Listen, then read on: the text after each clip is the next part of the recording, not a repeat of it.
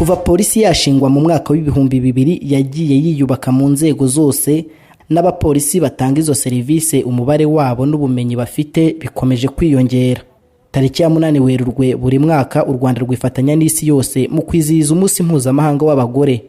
Kubw'ibyo muri iki kiganiro turagaruka ku bushobozi bw'abapolisikazi muri serivisi zitandukanye zitangwa na polisi y'u Rwanda. Abapolisikazi babarirwa mu byiciro byose, kuva ku cyiciro cy'abapolisi bato kugera ku cyiciro cy'abakomiseri muri polisi y'u Rwanda. Aha bagiye kutugaragariza uruhare bagira mu kunoza inshingano zabo za buri munsi. Cyane kwinjira mu gipolisi cyambere n'umwuga nakundaga, mbihereye ku bandi nabonaga bakirimo bari muri ako kazi, cyane cyane ko ari akazi gafitanye isano n'ubutabera, kandi nakundaga gukora muri uwo murongo nyine ugendanye no gushakira abantu no gukemura ibibazo biri mu bantu. Rero maze kwiga njya muri uwo murongo, nkorera muri Minisiteri y'Ubutabera, hanyuma aho nakoraga biza guhuzwa na polisi, nari umugenzacyaha, ako kazi gashyirwa muri polisi, nanjye njyamo nkomezanya n'abandi kugakora. Aho isi irimo yerekera ndetse n'igihugu cyacu by'umwihariko, aho buri munyarwanda wese agomba kugira uruhare mu buzima bw'igihugu, abantu bose barahabwa amahirwe angana mu gukora ibyo bumva bashoboye biteza imbere igihugu. Rero ni akazi nk'akandi, nkamazemo imyaka 20. Ni akazi iyo ukarimo ugakunze ukurikiza amabwiriza yako, kuko buri mwuga ugira amategeko n'amabwiriza awugenga, ubikora neza nta kibazo, kandi ugakomeza no gukora inshingano z'urugo nk'umubyeyi cyangwa nk'umugore mu rugo, nta kintu bibangamiranira naho.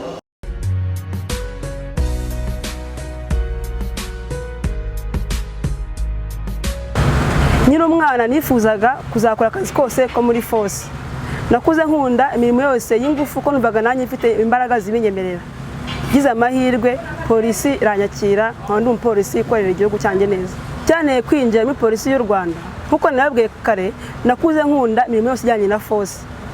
Ndakura niga ibijyanye na tekinike, mbona na polisi y'igihugu ibishyize imbere, ifasha abagore kuba bagenda akabikora, bituma nanjye nyinjiramo gutyo. Akazi nkora muri polisi y'u Rwanda, ngiye nkora mu mutwe wa Police Engineering Regiment. Nize amashanyarazi muri kaminuza. Mu masite yose dukora yose ni ngewe ushinzwe amashanyarazi. No kuri site turi wahangaha yo kubakira abapolisi bakora ku kibuga cy'indege, ni ngewe ushinzwe imirimo yose y'amashanyarazi. Inama nagira abategarugori cyangwa se abari bose bashaka kwinjira muri polisi y'u Rwanda, nababwira ngo rwose be kwitinya. Sibye nkanjye nkora amashanyarazi, harimo n'indi mirimo itandukanye. Ntabwo bisaba imbaraga nyinshi z'umubiri, ahubwo ni kuba ubishaka, kuko na polisi yacu traininga neza. Baduha training ku buryo ahantu hose bagushyize wakorana ubunararibonye.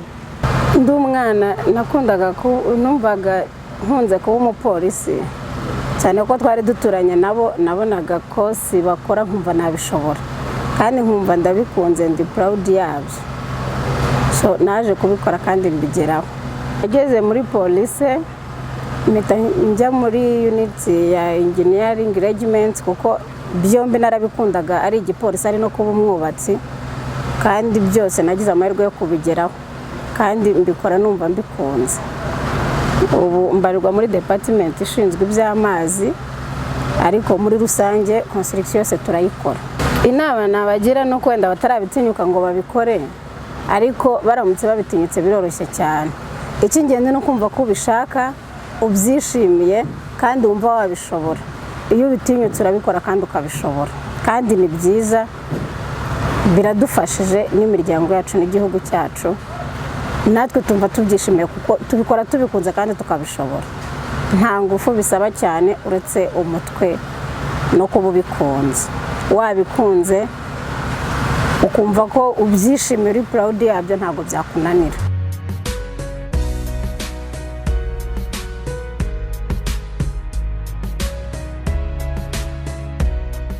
Ndi umukinnyi ukinira mu ikipe ya polisi ikina umukino wa taekwondo, nkaba ndi umwe mu bakobwa bakuru muri uwo mukino. Mfite Desire Mudani, umukandara w'umukara.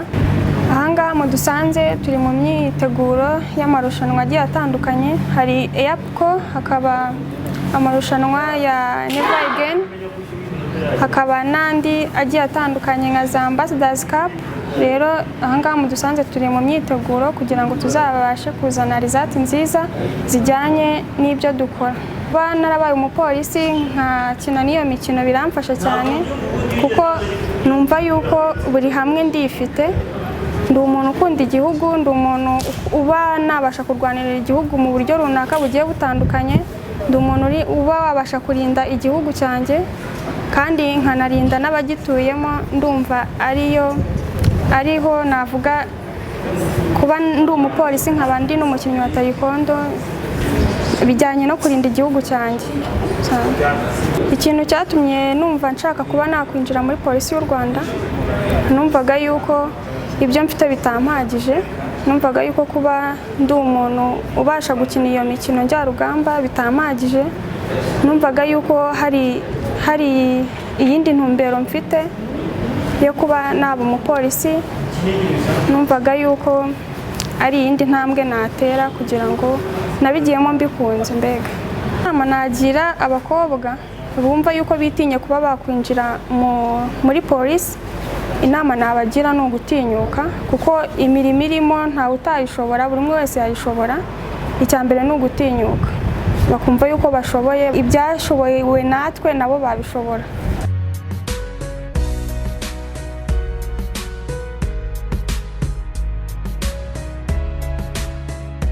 Cyane kujya mu gipolisi, nabonaga abapolisi bakora akazi neza, mbona bambaye uniform zibabereye, mbese muri make bakora akazi nk'uko nyine nabikunze, bintera kujya kujoyininga polisi. Ubonye yuko kuko hanze wenda babibona ko akazi k'igipolisi gakora abagabo gusa, ntabwo ariko bimeze, ahubwo nabonye ko akazi abagabo bakora natwe abagore tugashoboye, nta kibazo kirimo. Ikintu nabwira urubyiruko bagenzi banjye b'abakobwa, nabashishikariza kwiyumvisha ko akazi kose k'igipolisi bagashobora, bakaza tugafatanya, bakumva yuko natwe ntacyo duhejwe. Hano umuntu ajya munsi aje kureba sufure za taransimisiyo, za kirimayeri, no kureba shampoma yuko ari nzima, tukareba na moteri yayo yuko imena amavuta. Nkinjira muri kano kazi barabanje baranyigisha, ndabimenya, maze kumenya numva ndabikunze, numva nanabikora. Nk'umudamu inshingano zanjye muri kino kigo ni ukureba gucekinga ubuzima bw'ikinyabiziga ngo ndebe ko cyujuje ubuziranenge. Akenshi kontorore niyo yemerera ibinyabiziga kujya mu muhanda. Ni uko dushoboye natwe kandi tubikora nk'inshingano zacu kandi tubikunze, tukabikorana ubushishozi, tugafatanya na basaza bacu ku buryo icyo akoze nanjye numva ko ngishoboye. Nashishikariza abantu bakitinya bari hanze yuko bagomba kuza tugafatanya, kuko baduha ubumenyi, dukora training, tukiga, tukamenya. Nabashishikariza kwitinyura kugira ngo baze dufatanye nk'abakobwa, bumve ko bashoboye.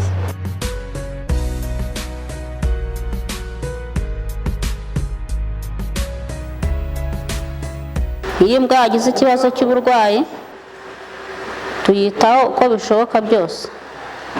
Uwana ifite ikibazo cyo mu matwi, nyuma ndayogereza. Kuba ndi umupolisi nkaba ndi n'umuganga w'amatungo bituma ndushaho kunoza inshingano zanjye, kandi inshingano zanjye nzikora neza. Icyo nashishikariza abagenzi banjye bo hanze bataraza mu mwuga w'igipolisi ni uko nta kibazo kirimo, ni umwuga nk'uwundi, yuko iyo uwugezemo ushobora gukora n'ibindi bijyanye n'ibyo wize.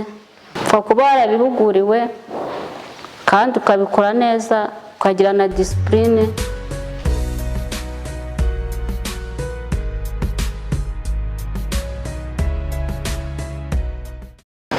Inshingano zanjye ni ugucunga umutekano w'abantu n'ibintu byabo nkoresheje K9 mwanjye akazi nkora nkakora neza kuko mba narahawe amahugurwa ahagije. Ubwo rero numva ko ari nk'akazi nk'akandi uko basaza bacu bakora akazi bitabagoye natwe tukora akazi kacu bitatugoye. Nk'abadamu rero ntibakitinye cyangwa abakobwa kumva yuko ari ibidashoboka, kumva yuko babiharira nk'abahungu bakumva ko aribo babishobora. Twese rero turashoboye, ni akazi nk'akandi kose, baza buri wese yakisanga mu kazi ashoboye kuko muri polisi harimo akazi kenshi gatandukanye. Akazi ko muri polisi y'igihugu ni akazi nk'akandi, nk'uko abasaza bacu bagakora natwe turashoboye.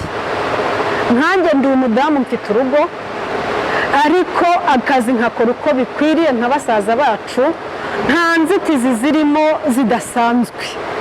Akazi turakora, kandi niyo wahura n'ikibazo cyihariye ubuyobozi buragufasha kikaba cyakemuka. Ariko umuntu ufite ubushake, ubushobozi turabufite, nta kigoranye kirimo. Ubutumwa nabaha nuko nababwira ngo ni akazi keza, akazi ko gucunga umutekano ni akazi muri polisi y'igihugu kuko gakorerwa mu nzego zitandukanye, ariko kubigakorera muri polisi y'igihugu ni akazi keza. Nabasaba kuza tugafatanya. Ikindi ni akazi ukora wishimye kuko uha abanyarwanda umutekano. Aho waba ukorera hose hari icyo ukora kugira ngo umutekano w'igihugu cyacu ukomeze kumera neza.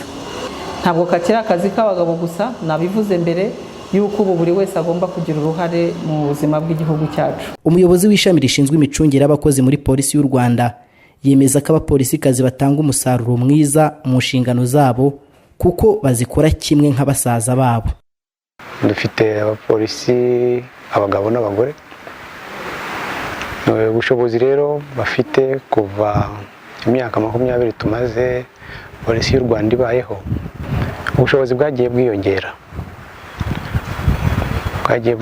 nko mu bize amahugurwa agiye batandukanye.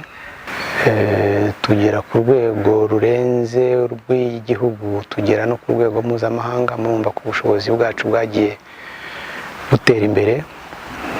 Muri ayo mahugurwa rero no muri iryo terambere ry'igipolisi, ntabwo umupolisi w'umutegarugori ariko by'umwihariko yasigaye inyuma, nawe yakomeje atera imbere mu mahugurwa no mu bushobozi, ku buryo mubasanga mu nzego zose, mu nzego zifata ibyemezo. Dufitemo ba komiseri, dufite ba ofisiye bakuru bahagije bari mu nzego zitandukanye zifata ibyemezo ku rwego rwa ba director. Tugeze no mu mahanga ngira ngo bariyo, hari n'abahagarariye abandi muri ubwo butumwa bw'amahoro. Bafite no mu nzego zindi abandi banyarwanda batakeka ko zakorwa inzego nk'ibi nko mu gutwara indege barimo. Tubafite mu bakora imodoka, tubafite mu bwubatsi.